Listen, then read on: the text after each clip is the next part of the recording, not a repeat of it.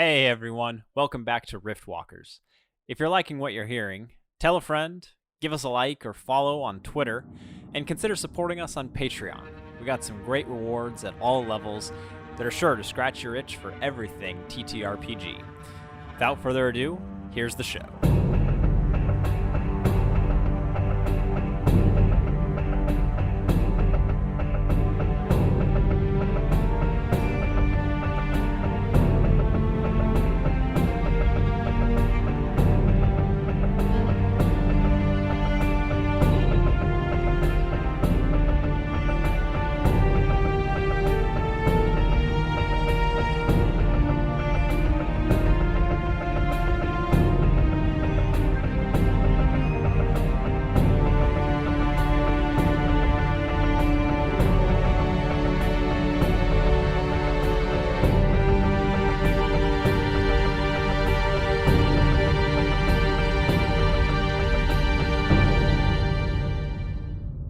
At the end of this ill-fated chapter, both Luca and Reese have been lost.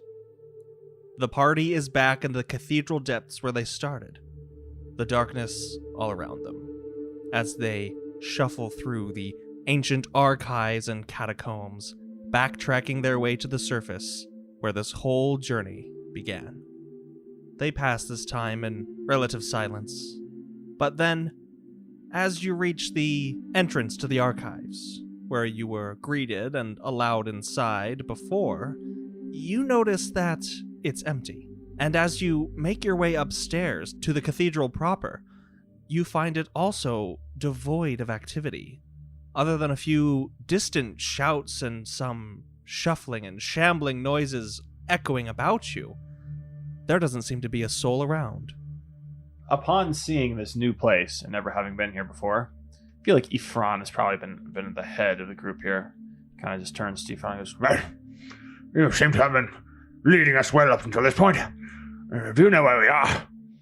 Yes, we are in a cathedral in Threshold, the human city. Perhaps it would be best to disguise our non-human companions before we enter the city proper. Yeah, but that is an excellent idea. Well, I can no doubt take on every one of these barbarians with my own two hands. It's best not to cause undue trouble. At least not so well. Got a nice escape route. Wouldn't want any of you to get hurt. Could you do that? gesturing towards Ifran. And then you kind of see him thinking for a bit, realizing there's no reason that Ifran would know how to. Turns to Val and says, maybe you could. You seem like a skilled young lad in the forms of intent. I'm sure you could put a little disguise on it, yeah? I mean, suddenly you don't go walking around like that, do you? It's a recipe to die. Just, you're not quite as physically fit as some, I might say. No offense meant. I'm terribly sorry.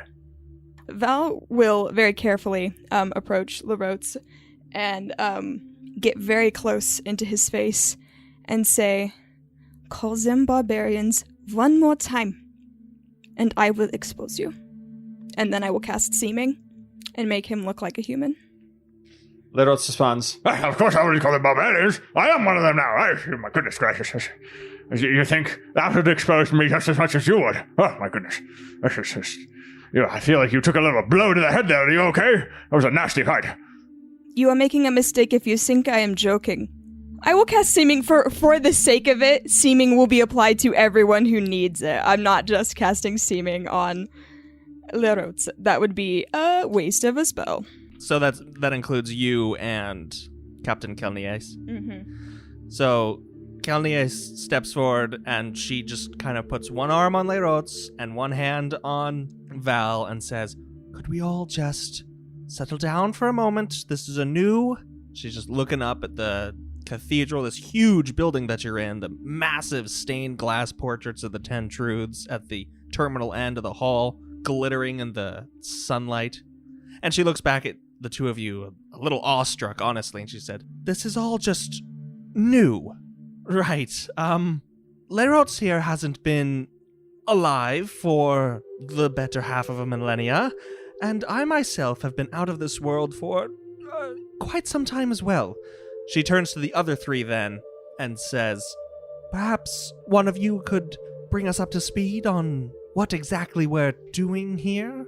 Is this still Sindor's plane?" No. We are back in Egadon. We are in the city of Threshold, in a cathedral. Here is where we found some magical item, a stone of sorts, that transported us to the planes of the 5 governing virtues. Anyway, I think perhaps for those who have not been on Egadon for some time, it would be best to keep our heads low. We will not stay long in Threshold. We must continue our journey to the Kinlands. However, there is something before we go. It would interest me to know what Vale has offered everybody. I will go first. Vale told me that he would give me a favor if I would do one for him. He wanted information on the Wanderer, his true name, what the being actually is. And if I do that for him, he would then repay the favor with whatever I ask, so long as it is in his power. Did he make offers to each of you as well? Leiroth strides forward and says, Well, he just said, would I do something for his radiance? And naturally I would. Blessed be his name, his holy radiance, indeed. Oh, so, I mean, he said, would you? And I said yes, and then I was gone, honestly. It was rather fast. Simple, even. Nothing too crazy, nothing I wouldn't do. I think I got a bad deal. I said to do a favor for a favor. I should have asked to do something for his radiance. But I was just be aware that I might be needed. I feel as though that you all already know the deal I made. To get the shard, I had to retrieve a book for him about the Sanguines, and he said he would contact me after that. Well, mine wasn't really an agreement, but a warning. He told me not to, what was his name, interact with the Folter fellow? Remember the onion guy? Riddles, whatever. Ring a bell? That's fair. I didn't suspect him to be a very good character. He seemed to be in it for himself. He had his own game going on. Now, I do have to say, it concerns me that Vale, a reality, would be concerned about whatever Falter was. That concerns me, and I hope that we don't interact with him again, but I'm afraid that we will. We must be prepared. Unfortunately, with my deal, I think that I might be leaving you all. As Ifran mentioned earlier, he trust me. It's all right, Lyrian. It's all right. I am sorry for the harsh words that I spoke earlier.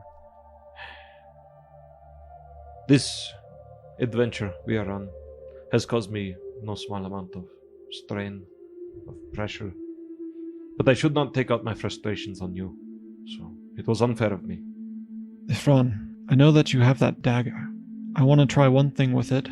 I know that, as you said, things have not been so great for you. Neither have they been for me and my group. But before, in the realm, we knew that the dagger, or one of the shards at least, was supposedly able to get rid of curses. And I'd rather not have this mark on my hand weighing me down. I understand. Here. And Ifran hands him the shard of Immen. And then Lyrian, looking at it at a kind of straightforward process, he actually takes the knife and cuts across the mark on his hand. The knife seems to glow a dull orange as it comes in contact with your skin, particularly the part of your palm where the mark is inlaid. As it glows, it heats up, burning into you, dealing 7 damage. However, as you take your hand away, all that remains is the cut, a deep sear from the blade. The mark that Vale put into your palm is gone. Thank you, Ifran. I believe that worked.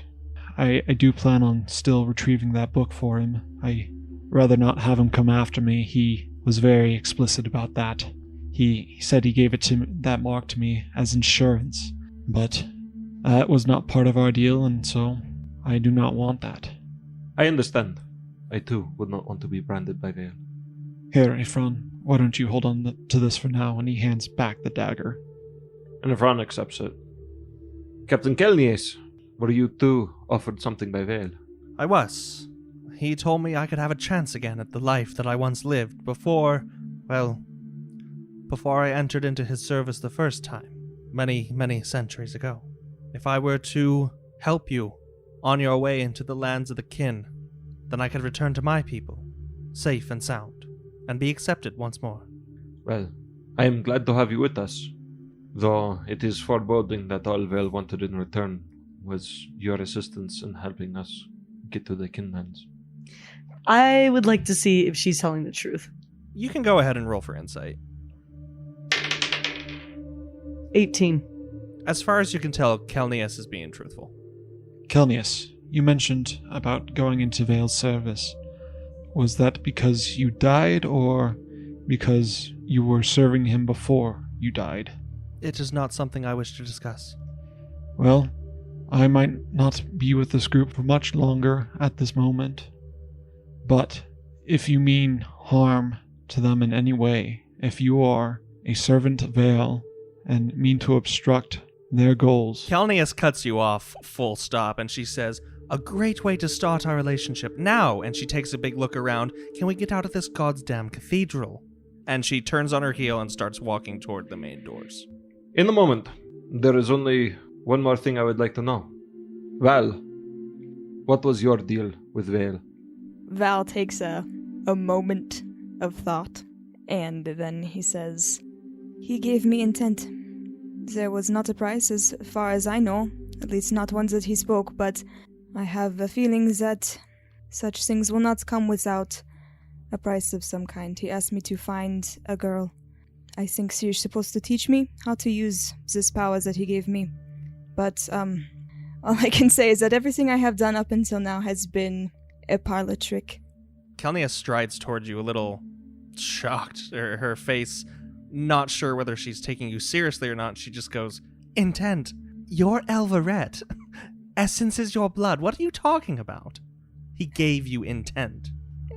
There is no other way to explain it. I'm sorry, the way that he said Elvarets have diluted the true use of intent, and I am inclined to believe him. Perhaps. I'm Mazkin. I wouldn't know. And she turns again and starts striding toward the main door. And Ifran, not waiting for anybody else, starts walking towards the door. Val will follow. Lerots joins the line. Lyrian does as well. You can assume Mick does as well, but is kind of... Mick stays in the cathedral forever. Yeah, but is kind of keeping an eye on Captain Kelnius. Ifran is going to motion for everybody to, stay put at the front door, and he's just going to, scout ahead outside and see what's going on. Once everyone reaches this main door, Ifran pushes against it. It's 10 or so feet high, maybe even taller, creaking on these huge hinges, sliding across the stone beneath it, and it opens up, letting in this brilliant sunset light. And Ifran steps outside? He's going to kind of poke his head out and do a little step so that part of his body is still behind the door, and he's just going to observe the immediate surroundings. As you poke your head out, you meet eyes with a Magister, who is standing at the top of the stairs, arms calmly folded behind his back, looking directly at you. A couple more Magisters standing in line in front of him just down the stairs, where you can see that the plaza in front of the cathedral is full of Magisters, actually. And all around them, clergy, commoners, and the Keepers of the Rings, being arrested and herded together outside the cathedral. A huge force, like I said, of these Magisters are going to and fro in this plaza that has been cordoned off. And this one that is standing right in front of you, that you meet eyes with, gives you a little once-over and says, "Well, finally, we've been expecting you for quite some time." Yes, we have taken care of the problem, as per our agreement with Mordin. May I ask, what is happening here? Magister Mordin's orders, that's all. In fact, I'm sure he'd much like to see you. Very well. It is not my place to question Magister Mordin. Ifran lets out a little whistle, and he motions for everybody else to come out the door. As you all make your way outside of this cathedral and into the plaza, like I said, the magisters of the 12th rows are all around you. This one who was standing by the door that has greeted Ifran and then led you down the stairs into the plaza proper motions for you to follow him, supposedly back to the Magister's headquarters on the other side of the church quarter. Ifran does so, but he's remaining wary. Lerotz leans down and whispers into Mick's ear, who he still believes is an Elveret. Crazy places. Back when I was there, they were still using dung to build their buildings. That's all he says. Yes, quite an advancement. Indeed. This cathedral here was the peak of fashion 2,000 years ago. And he's got that old man self-satisfaction with his own joke. Kalnies looks over her shoulder at Mick and just is shaking her head. Nope, that's not true. As Lerotz is just chuckling to himself, admiring the advancements in human architecture. Quote on, quote off. I found it from dung to stone. I'm sure that would have been lovely to see. Beautiful buildings, just a strong stench. The Magister leading the way looks over his shoulder at Ifran and says, "Could we pick up the pace, please? Your friends and Mordin are waiting for you." As you wish. And Ifran walks a little bit faster. Upon hearing the word friend spoken out loud, you see Lerotz's head perk up as if he just remembered something. He goes, Lad boy! Lad boy, come here, boy! Lad, where are you, lad? Oh, goodness, lad, where are you, boy? Val is going to reach up and put a hand on Lerotz's shoulder and say, "May I suggest kindly that you shut up?" And as Lerotz turns to Val, you see the side of the cathedral where a giant splatter of blood. No, I'm just kidding. "Oh my gosh!" Lerotz was about to go ham on these magisters. Oh no, Ryan, don't tease us. No, unfortunately, it seems Lad is not within eyesight or earshot of you. Upon hearing the strongly worded advice to shut up, Lerotz turns back to Val and just says, Anyway, if you think it's best, I just... Look, I've seen all these, all of these delightful humans, and I thought we might want some backup. Maybe a little bit of fortifying drink. Yes, indeed. You are in a place that is unfamiliar to you, and you are a person who likes to speak at whim. I think perhaps it would be best if you guarded your tongue. You know, that's actually very good advice. I never let it be said, and he's saying this awkwardly loudly, never let it be said that I won't take advice from someone who knows what they're talking about, Val, eh? And a pretty heavy slap on Val's back. All right, well, I guess I'll try to hold my tongue. Hold my tongue, indeed. That is an improvement, yeah. The party is led through the streets of Threshold by a contingent of magisters until you reach the imposing and plain stone and metal fortress that is the Magister's headquarters. The escort that has brought you here leads you inside, where you make your way through a few winding hallways before coming to a small antechamber. Magister Mordin is in the process of just stepping into this chamber from the larger chamber just beyond. And he looks at you, each of you, and smiles as you come into his view, and he says, I should congratulate you on your success. With the source of power you discovered underneath the cathedral, we were able to completely seize the building and most of the church quarter, arresting hundreds of the cloth and the keepers, cementing my rule here. And he just has this really self-satisfied look. And as he continues speaking, really absent-mindedly checking out his fingernails and not paying any attention to your being, he says, because of such developments and the other details in your report, I will grant you safe passage through Threshold and into the embattled lands beyond, as I believe you've requested. I don't rightly remember, but that is the term now. Oh, though keeping you here is awfully tempting, what with all manner of kin you've brought into your company. and his tongue darts out of his mouth like a snake as he licks his lip for just a second. And he says, "But no, a deal is a deal. Retrieve your friends and possessions and be on your way. I warn you not to bring attention to yourselves as you leave, or do anything that would force my hand. Now, I'll have no more of you." And he walks between you all, leaving. Good thing Luca's not here. He would have tried to stab the dude. Oh, Leonos was about to try to break his neck. I gestured for Ifran to do it, but Ifran didn't want to, so I was like, I'll step up. Beyond you is a simple door that Mordin walked out of, slightly ajar, that seems to lead to the chamber where you all had your initial audience with him.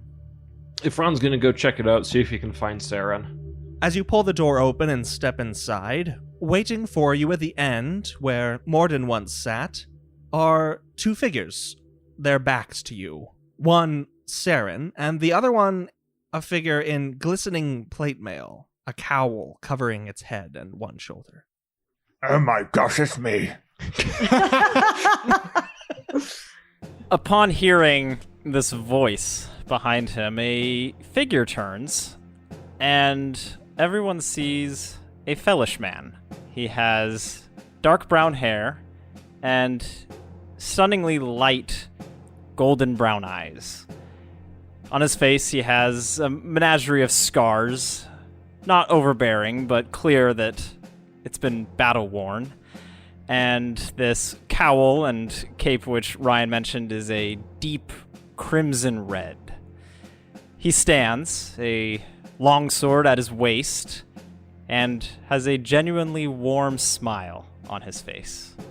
Saren, standing beside him, has a similar expression and actually takes a few steps forward, his eyes darting between Ifran and Lyrian and Mick, and good gods, you're back. I thought the worst. It had been many days and we had heard nothing, and then, well, finally, the rest of you are here.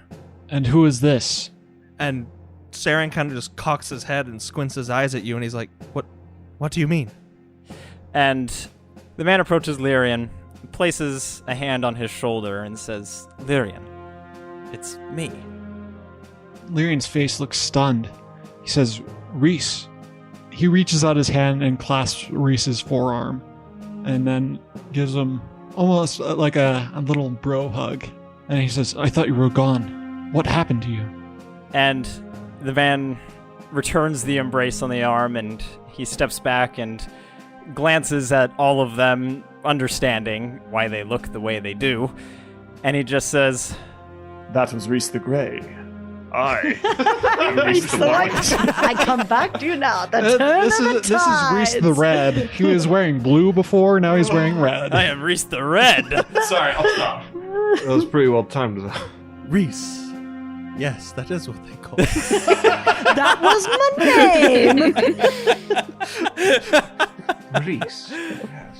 And he just says, "I have quite the story to tell all of you, but I should start with this. Reese, as you know him, did truly die. And his eyes sparkle with, not a glow, but you think it's a glow. I am Relandir."